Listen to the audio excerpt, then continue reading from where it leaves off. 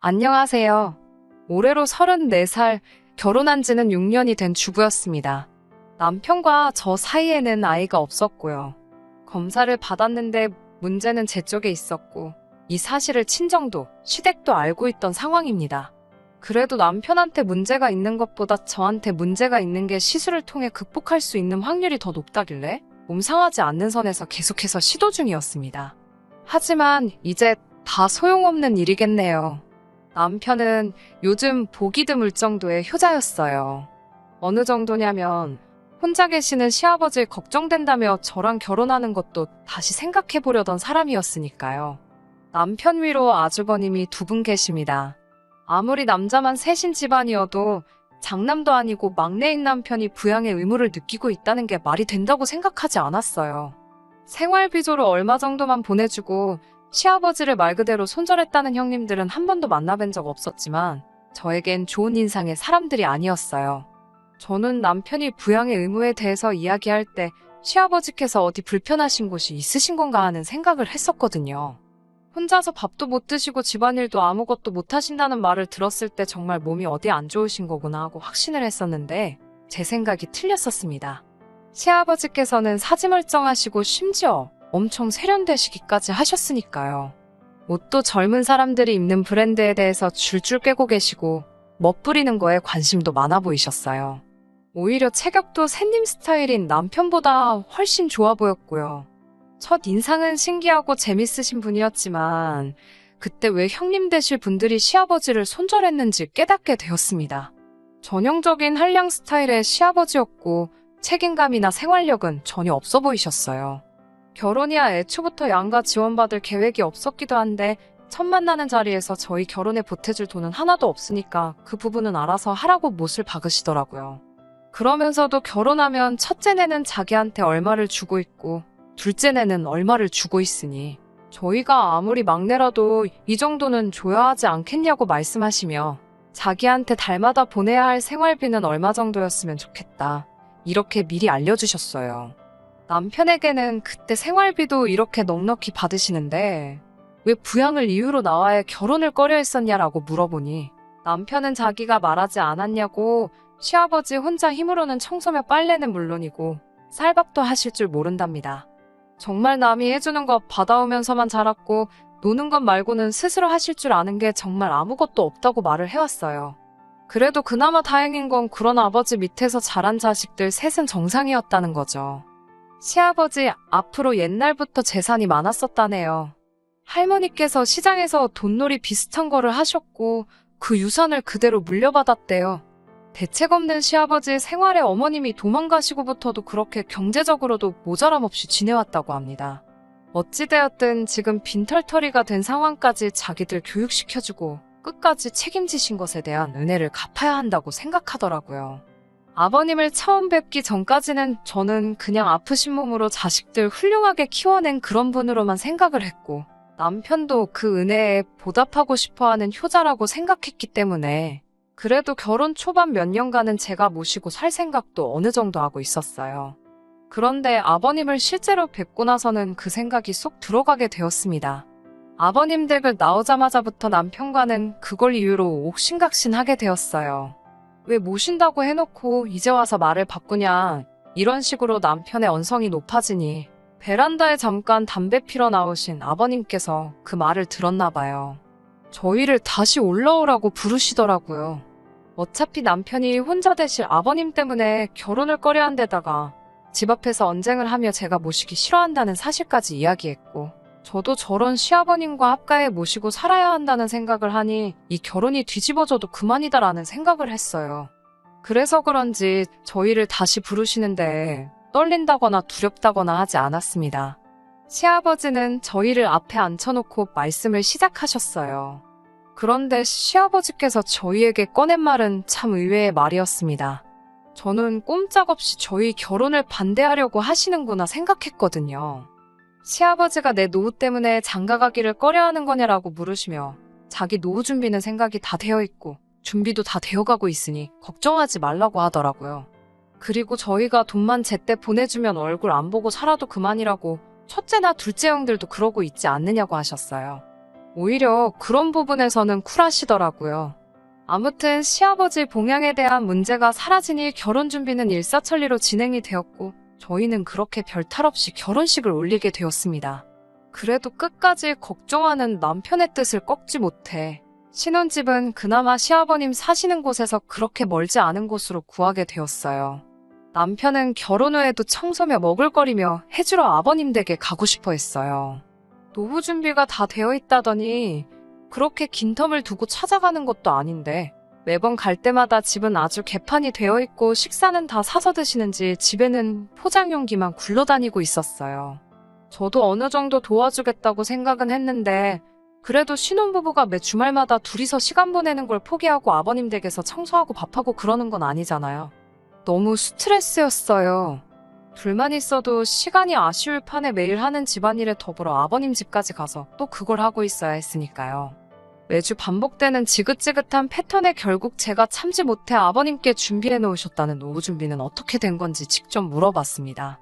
아버님은 이제 말을 해야겠다는 생각이 들었는지 다음 주에 올 때 남편의 형들까지 전부 다 같이 해서 와달라고 하더라고요. 무언가 중대 발표가 있을 것 같았습니다. 확신에 차 있는 말투는 역시 뭐가 준비해 놓으신 게 있기는 있구나 하는 모양이었어요. 그날 시아버지 댁에 처음으로 온 가족이 모였습니다.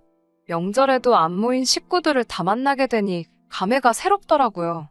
결혼식 이후로 단 한 번도 본 적이 없었던 형님들까지 전부 도착해 있었습니다. 시아버지가 온 식구들 앞에 발표한 노후 대책은 참으로도 어이가 없었습니다. 각 형제들 앞으로 일단 1,000만 원씩을 달라고 하더라고요. 그럼 그 돈을 가지고 외국에 나가 새 신부감을 찾아오시겠답니다. 말인즉슨 국제결혼으로 재혼을 한다는 말씀이었어요. 그렇다고 거기서 끝나는 게 아니었습니다. 저희가 매달 보내고 있는 생활비를 더 올려서 받아야겠다고 하시더군요. 새 시어머니 되실 분 몫의 생활비에 추가로 그쪽 나라로 매달 송금해야 할 일정 금액이 있다고 하네요. 앉은 자리에서 1,000만 원을 뜯기고 앞으로 보내드릴 생활비도 훨씬 늘어나는 상황에서 그걸 좋아라 하는 사람은 아무도 없었습니다. 애초에 그걸 떠나더라도 아버님 나이가 60이 넘으셨는데 국제결혼으로 제취를 하시는 것부터 찬성할 사람이 어디 있었겠어요? 당연히 그 자리에 있던 사람들 모두 그렇게는 안 된다고 반대를 했습니다. 시아버지는 이미 이걸 오래전부터 계획을 하신 건지 시아버지께서도 초강수로 나가시더라고요.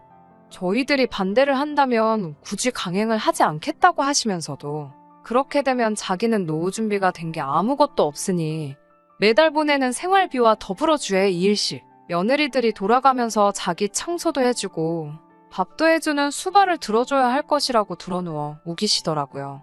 자식 이기는 부모 없다더니 여기서는 정반대였습니다. 막무가내로 어깃장을 부리는 아버님 고집 꺾을 사람들 아무도 없었고 돈 1,000만 원에 시아버지 뒷바라지에 대한 부담이 영원히 사라진다면 그 값으로 싸다고 형님들이 먼저 생각을 바꾸기 시작했어요. 그렇게 모두의 동의를 얻어내고 아버님은 그달 말에 새 신부를 데리러 간다고 출국을 하셨습니다. 일주일도 안 돼서 다시 귀국을 하셨는데 아버님은 혼자서 돌아오셨어요. 저희는 속으로 아버님이 마음을 고쳐먹고 결혼을 안 하시기로 한 줄 알았는데 그게 아니었네요. 한국에 오려면 한국어 시험을 통과해야지 올 수가 있다고 하더라고요.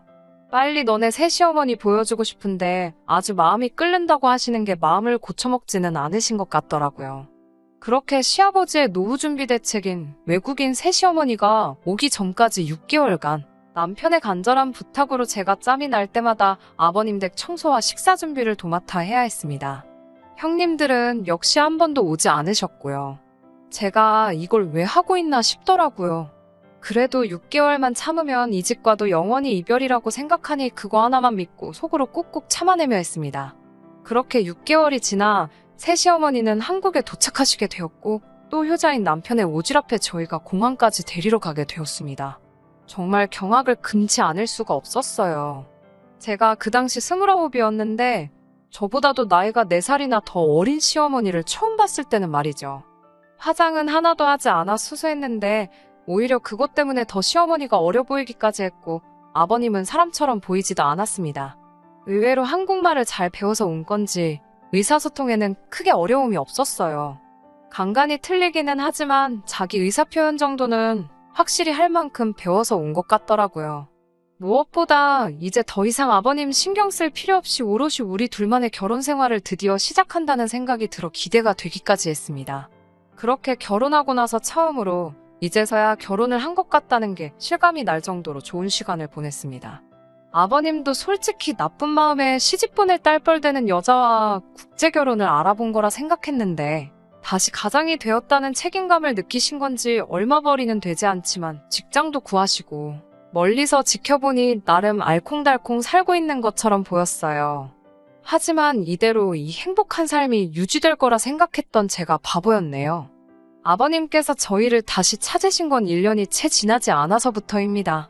음식이 입에 안 맞아서 아주 죽겠다고 하시네요. 그래도 새 시어머니는 시집 온다고 요리도 배우고 할 거 다 하고 온 것 같았는데 아버님은 외국 음식 냄새가 나서 입에 물려먹지를 못하겠다고 저희 보고 가끔씩 와서 밥을 해놓으라 하시네요. 남편은 난감한 표정으로 또 저한테 양해를 구하려 하고 있고 저도 참을 만큼 참았으니 이번만큼은 양보를 못하겠더라고요.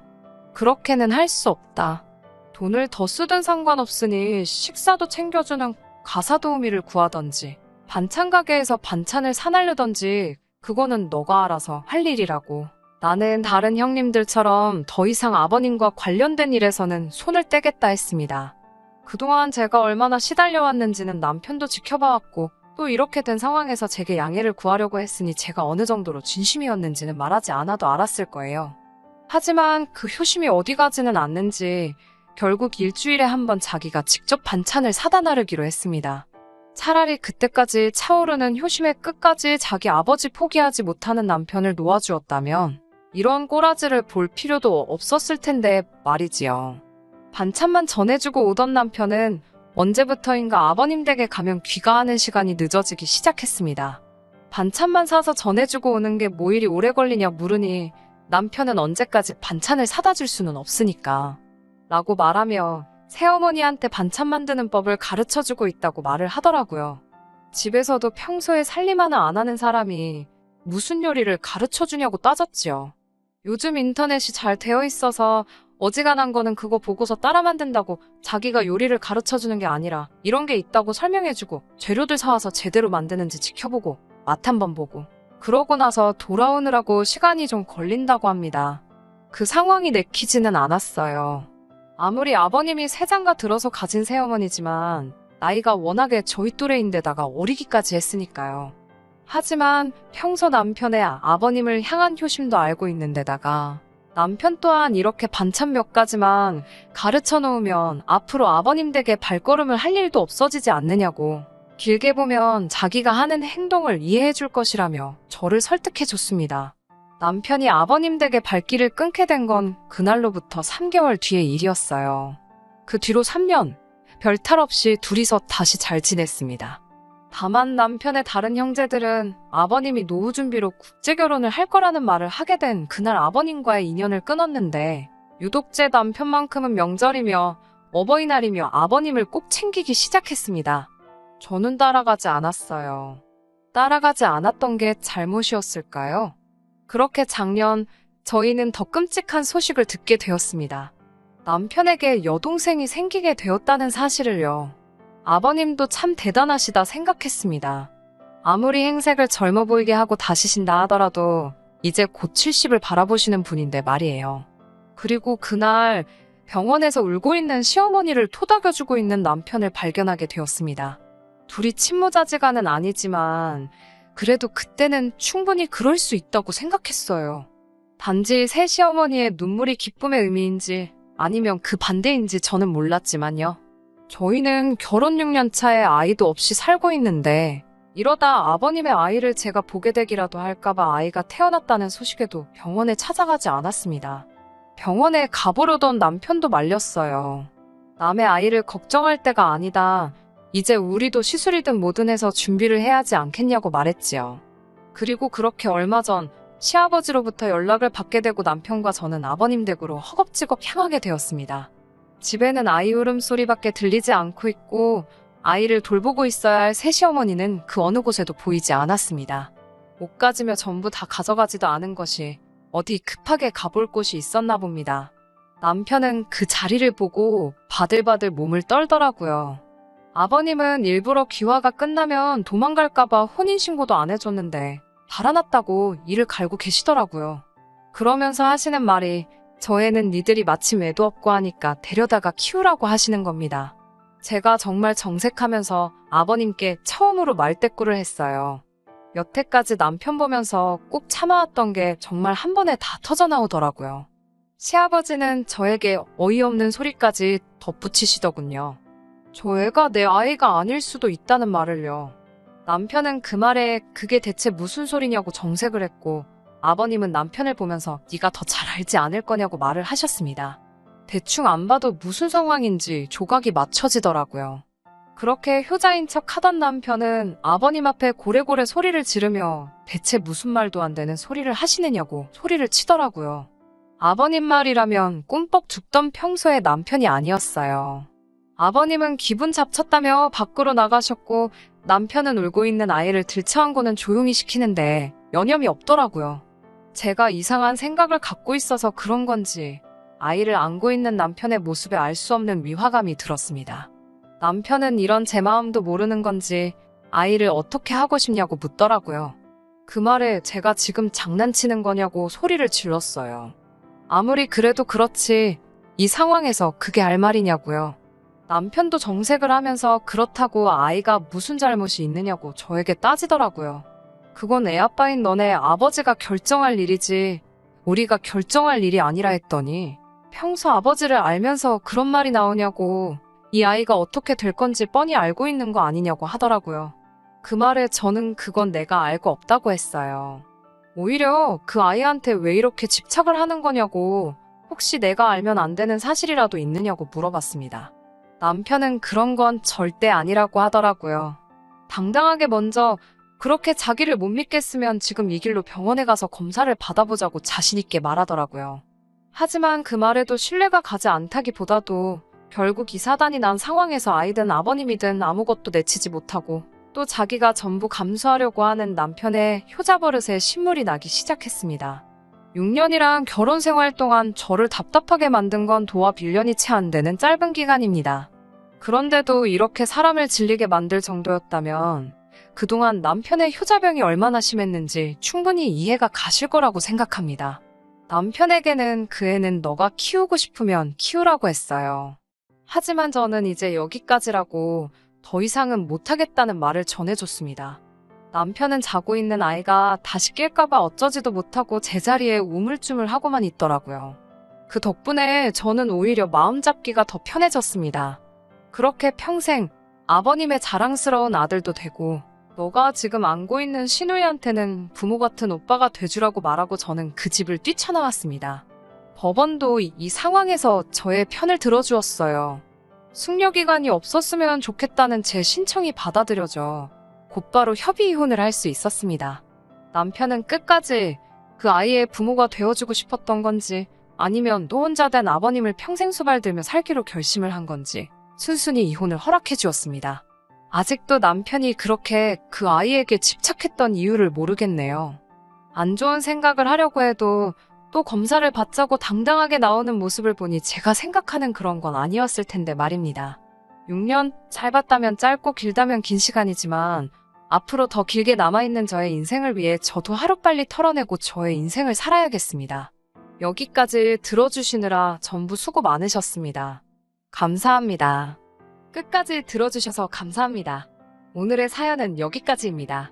구독과 좋아요, 알람 설정 부탁드리고 더 좋은 사연으로 다시 찾아뵙겠습니다. 감사합니다.